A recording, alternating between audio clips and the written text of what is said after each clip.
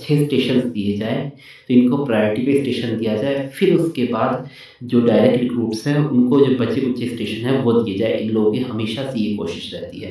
तो इसलिए आप देखेंगे कि जब डायरेक्ट रिक्रूटमेंट के रिज़ल्ट आए थे, तब भी एलडीसी के रिज़ल्ट पहले निकाले गए, उनको पहले जॉइन कराया गया, फिर डायरेक्ट रिक्रूटमेंट के रिज़ल्ट निकाले गए। ऐसे ही यहाँ पे आप देख रहे हैं कि एलडीसी के आपके अभी जो रिज़ल्ट कुछ दिनों पहले जिन लोगों ने जॉइन नहीं किया था, उनको लास्ट मौका दिया गया है जॉइन करने का। और इसके साथ-साथ इनके जो प्रमोशन रेगुलर प्रमोशन होना था, वो भी अब बीच में आ गए थे। उन लोगों को भी अब ये लोग पोस्टिंग देने का काम कर रहे हैं और आज उसके लिए नोटिफ़िकेशन भी जारी हुआ है केवीएस की वेबसाइट पर। और मैं आपको बताता हूँ कि ये जो इनकी कोशिश है, इनकी जो एक्सरसाइज़ रहती है, ये यही रहती है कि इन लोगों को पहले जो हमारे एक्जिस्टिंग एम्प्लॉइज़ है, इनको एकोमोडेट करें और फिर उसके बाद जो है वो वेटिंग लिस्ट उसकी जारी करें, जिससे कि जो बचे हुए स्टेशन हैं उनको दिए जाए, प्रायोरिटी स्टेशन जो है हमारे एक्जिस्टिंग एम्प्लॉइज़ को दिया जाए। ये बात मैं अभी आपको दिखा देता हूँ, बट अब सवाल वहीं पे रह जाता है कि वेटिंग लिस्ट कब आएगी? तो इस पर हम चर्चा कर लेते हैं। अभी देखिए, इस प्रकार से आप देख पा रहे हैं स्क्रीन पर कि सब स्टाफ से जेएसए के प्रमोशन के लिए, जेएसए से एसएसए के प्रमोशन के लिए और एसएसए से एएसओ के प्रमोशन के लिए आपका जो लिस्ट है वो जारी की गई है। तो मैं आपको एक स्क्रीन डाउनलोड करके दिखाता हूँ नोटिफ़िकेशन। तो यहाँ पे देखिए ये आपका जारी किया गया है। तो इसमें आपका जो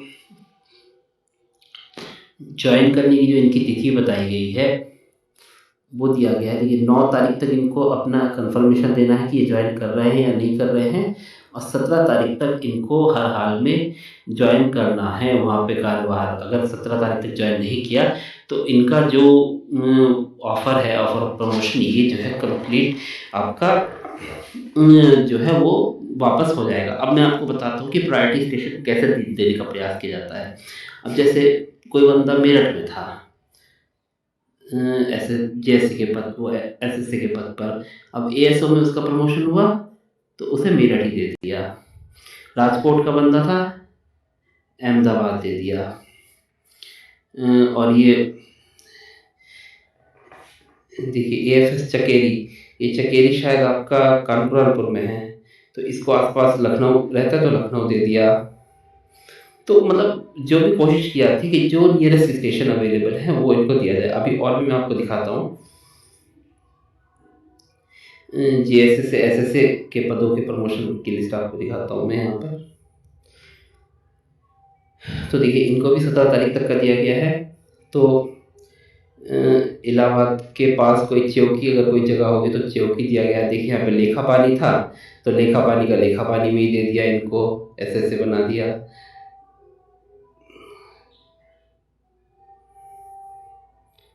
यहाँ पे देखिए चंडीगढ़ का बंदे को चंडीगढ़ दे दिया, ईटानगर वाले को जोरहाट दे दिया। ये ईटानगर से असम में आ गए और अच्छी जगह पे आ गए। तो आप देखेंगे कि कोशिश ये की जाती है कि जो इनको आसपास का, अगर मतलब इन्हें वहीं पे रहना है तो आसपास का स्टेशन दिया जाए या इनके जो चॉइस वाला स्टेशन है वो इनको प्रमोशन में दिया जाए। अभी और मैं आपको दिखाता हूँ जीएसए से एसएसए।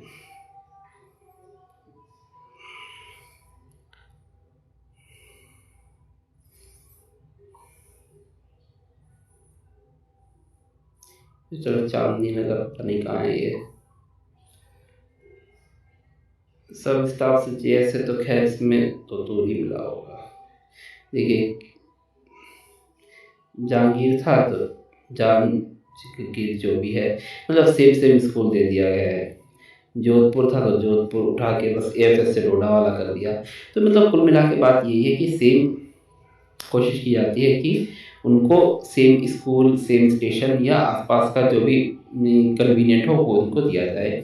और फिर उसके बाद आपके जो डायरेक्ट रिक्रूटमेंट जो पद आएंगे उनको बचे हुए स्टेशन दिया जाए। अब इसमें क्या आ रहा है देखिए कि आपको जो हर पद पे ज्वाइन करने की जो डेट है वो 17/12 तक दी गई है और 9/12 तक उनको अपना कंफर्मेशन देना है ज्वाइनिंग के लिए और 17/12 तक रिलीव होकर नई जगह पर उनको ज्वाइन कर लेना है। अब सवाल ये उठता है कि वेटिंग लिस्ट आएगी कब? तो मैं आपको बता दूं साथियों कि चांसेस तो ये हैं कि आपकी 9 तारीख से पहले तो आ ही नहीं सकती है वेटिंग लिस्ट, ये मान के चलिए।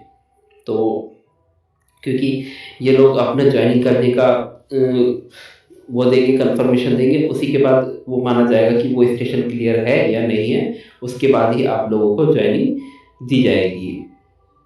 दूसरी बात, हो सकता है 9 तारीख भी हो सकती है या 17 तारीख भी हो सकती है कि अगर आपकी वेटिंग लिस्ट इन लोगों को और भी देर करना है तो हो सकता है कि ये लोग वेट करें कैंडिडेट के जॉइन करने का, फिर उसके बाद उस स्टेशन को हो सकता है कि वैकेंट मतलब ऑक्यूपाइड माने या वैकेंट माने, जो भी है उसका असेसमेंट इनके जॉइन करने के बाद किया जाए। तो अगर ऐसा कुछ होता है तो 17-12 के बाद आपको वेटिंग लिस्ट अपनी देखने को मिलेगी। उससे पहले आपको वेटिंग लिस्ट देखने के चांसेस बहुत कम हैं, और हो सकता है कि 1-2 प्रमोशन वाली लिस्ट इस दौरान और भी पदों की आपको देखने को मिल जाए। तो फिलहाल हम ये उम्मीद जता सकते हैं कि 9-12 तक आपको वेटिंग लिस्ट शायद ही देखने को मिले, और अगर और लेट हुआ तो 17-12 तक आपको वेटिंग लिस्ट के लिए इंतज़ार करना पड़ सकता है कि 17-12 तक आपको हो सकता है वेटिंग लिस्ट देखने को ना मिले। तो जो भी होगा तो 17-12 के बाद ही आपको वेटिंग लिस्ट देखने को मिलेगी। हाँ, इस दौरान अगर आपकी सीएमएल आ जाती है, केवीएस आपकी सीएमएल जारी कर देता है, तो हम उम्मीद जता सकते हैं कि वेटिंग लिस्ट आपको 17-12 के बाद